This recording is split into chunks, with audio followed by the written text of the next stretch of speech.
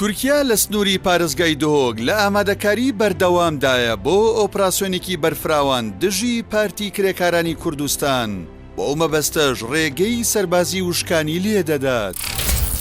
ئێستا سوپای تورکیا بە پاساوی شەڕی پارتی کرێکارانی کوردستان پەکەکە زیاتر لە 80 بارەگا و بنکەی سەربازی لە ناوخاکی هەرێمی کوردستان هەیە و بە قوڵایی 40 کیلۆمەتر و بە پانتایی 200 کیلۆمەتر لە ناوچەی سنووری عێراق تورکیا هاتۆتە خاکی هەرێمەوە.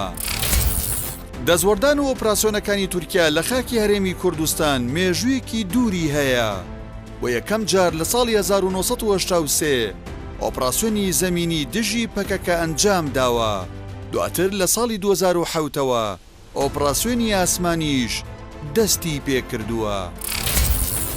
هەروەک بۆ یەکەم جار لە ساڵی 1997 لە سەردەمی شەڕی ناوخۆ و لەسەر داواکاری پارتی تورکیا چەند بنکەیەکی سەربازی لە بابەڕنێ و دێرەلوک و کانێماسی سەر بە قەزای ئامێدی بە ناوی هێزی ئاشتی پارێز دامەزراند و تا ئێستاش لەو ناوچانە ماون و نەکشاونەتەوە.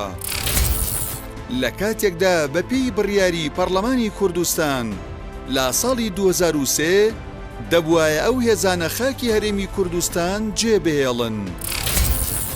دانانی بازگەی تورکیا لە چەند گوندێکی دەڤەری بەرواری باڵا. بۆ یەکەم جار سوپای تورکیا لە ناوخاکی هەرێمی کوردستان بازگەی سەربازی داناوە و ناسنامە لە هاوڵاتیان وەرەگرێت. بەپێی زانیاریەکانی پەیام سوپای تورکیا چەند بازگەیەکی سەربازی لە نێوان گوندەکانی کانی بڵاوێ و بێلیزانێ و بازێ لە ناوچەی بەرواری باڵای سەر بە قەزای ئامێدی داناوە. تورکیا بەنیازی چییە؟ سوپای تورکیا ناوچەیەکی بەرفراوانی لە سنووری پارێزگای دهۆک داگیر کردووە و ئامانجێتی بە درێژایی سنووری عێراق و تورکیا پشتێنەیەکی ئەمنی لێ بدات. بەپێی راپۆرتی ڕێکخراوی CPT ئەمریکی تورکیا لە ئۆپراسیۆنەکانی ئەمجارەدا ئامانجی گەیشتنە بە چیای حەوت تەبەق لە ناحیەی شیلاتزێ و دواتریش زنجیرە چیای گارە. بەمەش حکوومەتی هەرێم لە سەدا 70 بۆ 75 پارێزگای دهۆک لە دەست دەدات.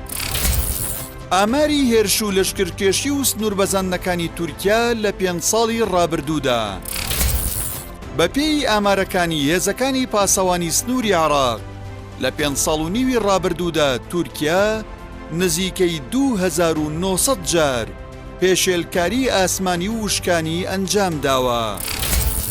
ساڵی 2019 370 جار، ساڵی 2020 571 جار، ساڵی 2021 586 جار، ساڵی 2022 614 جار، ساڵی 2023 540 جار، شەژمانگی یەکەمیەم ساڵ 198 جار.